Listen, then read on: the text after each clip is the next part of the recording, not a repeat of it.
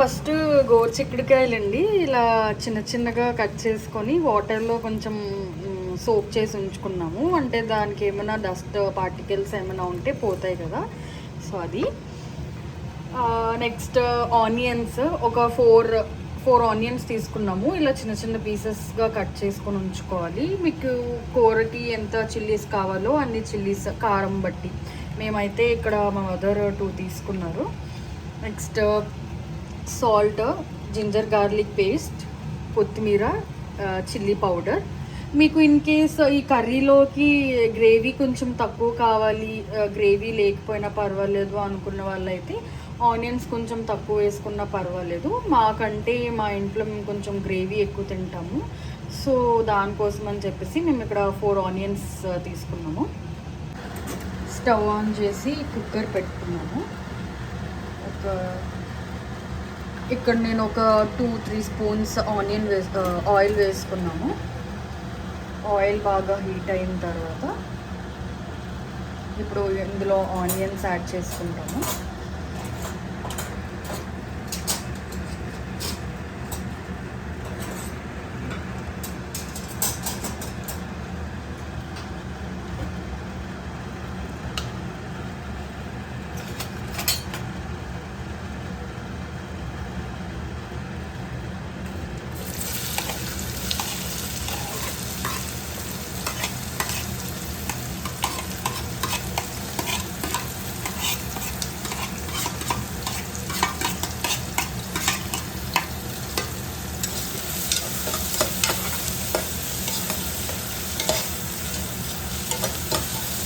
Onions కొంచెం soft అయినంత వరకు కొంచెం ఆయిల్లో ఫ్రై చేసుకున్నాము.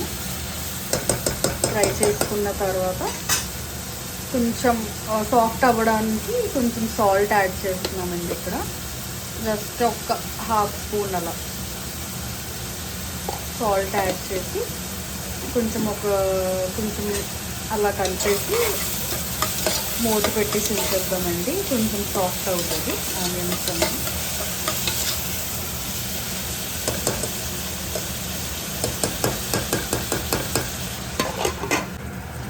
చూడండి, ఇప్పుడు మనం ఒక 5 minutes వెయిట్ చేసాం కదా. సాల్ట్ వేసిన తర్వాత బాగా సాఫ్ట్ అయిపోయిందండి.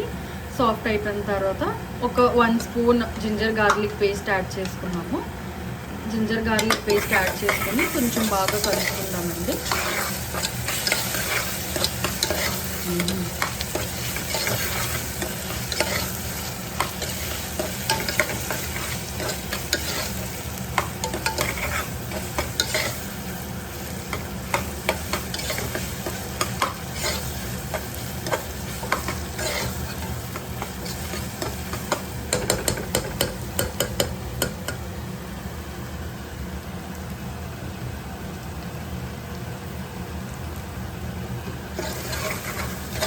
బాగా కలుపుకున్న తర్వాత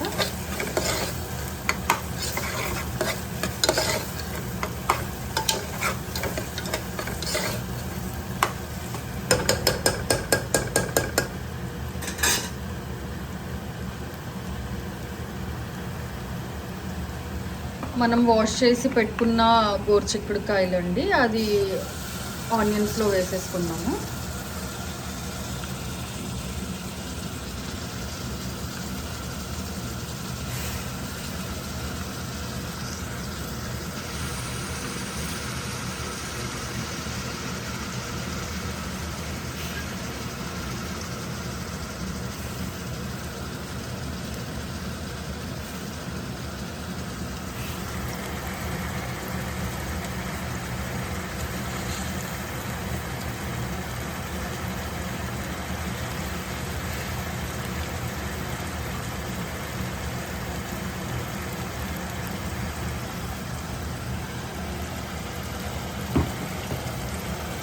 మీకు టేస్ట్కి సరిపోయినంత సాల్ట్, రెడ్ చిల్లీ పౌడర్, కొంచెం పసుపు, టర్మరిక్ యాడ్ చేసుకొని మళ్ళీ ఒక స్టర్ కలిపేసుకొని కొంచెం మూత పెట్టేసుకున్నామండి. అది మగ్గినంత వరకు, ఆ గోరుచిక్కుడుకాయలు మగ్గినంత వరకు కొంచెం మూత పెట్టేసుకొని ఉంచుదామండి.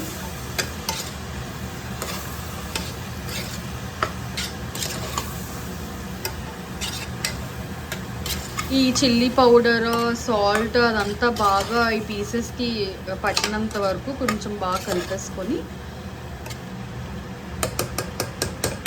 మూత పెట్టేద్దామండి. ఇప్పుడు see you back in 5 minutes. ఇదిగోండి, బాగా మిక్స్ చేసుకోవాలి, బాగా కలుపుకోవాలి ఇదంతా బాగా పీసెస్కి పట్టినంత వరకు. ఒక చిన్న టిప్ అండి, ఇప్పుడు ఫస్ట్ మనం జింజర్ గార్లిక్ పేస్ట్ యాడ్ చేసాం కదా ఆనియన్స్లోని, అది ఎంతవరకు కలుపుకోవాలి అంటే అల్లం వెల్లుల్లి పేస్ట్ పచ్చివాసన పోయినంత వరకు కలుపుకోవాలండి. కలుపుకున్న తర్వాత ఈ గోరుచిక్కుడుకాయ పీసెస్ ఏవైతే ఉన్నాయో కట్ చేసి పెట్టుకున్నాం కదా అవి యాడ్ చేసుకోవాలి. అంటే కొంతమంది జస్ట్ కలిపేసి వెంటనే ఇవన్నీ యాడ్ చేసేస్తారు, అలా మనకి కర్రీ టేస్ట్ రాదనమాట. సో ఆ పచ్చివాసన పోయినంత వరకు మనం ఫ్రై చేసుకుంటే ఆనియన్స్ని బాగుంటుందండి కర్రీ టేస్ట్.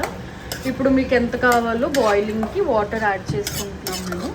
మేము ఒక 1.5 గ్లాస్ వాటర్ యాడ్ చేసుకున్నాము కుక్కర్లో.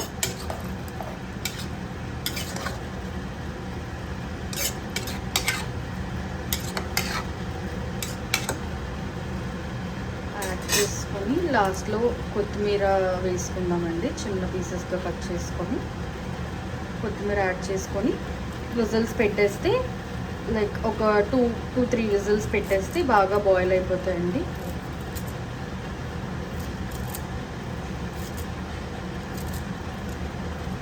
ఒక 4 to 5 విజిల్స్ పెట్టేసుకుంటే మనకి మన కర్రీ అనేది రెడీ అయిపోతుంది.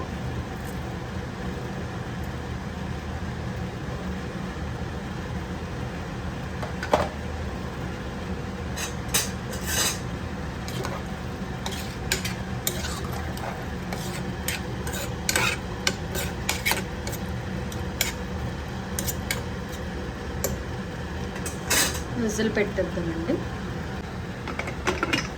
విజిల్ పెట్టేసి ఒక 4 to 5 విజిల్స్ వచ్చినంత వరకు మనం దీన్ని బాయిల్ చేసుకుందామండి. ఒక 4 to 5 విజిల్స్ వచ్చిన తర్వాత చూద్దాం. అప్పుడు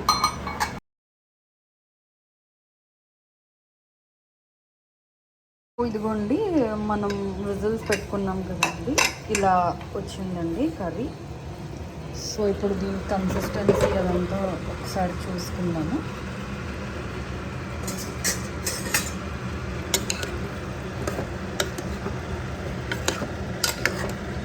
సో బాగా రెడీ అయిపోయిందండి, దగ్గరికి కూడా వచ్చేసింది కర్రీ మనకి, చూస్తున్నారు కదా.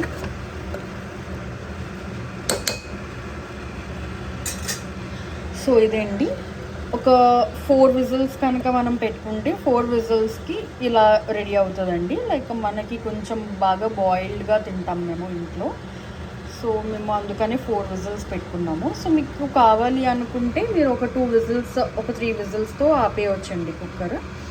సో మేము 4 విజిల్స్ ఇక్కడ పెట్టుకున్నాము, చూస్తున్నారు కదండి ఎంత బాగా వచ్చింది కర్రీ అనేది. సో తప్పకుండా మీరు కూడా ఒకసారి మీ ఇంట్లో ట్రై చేసి నాకు కమెంట్స్లో పెట్టండి ఎలా వచ్చింది అనేది ఈ curry. Okay, please do follow, like and subscribe to my channel. Thank you. Thanks for watching.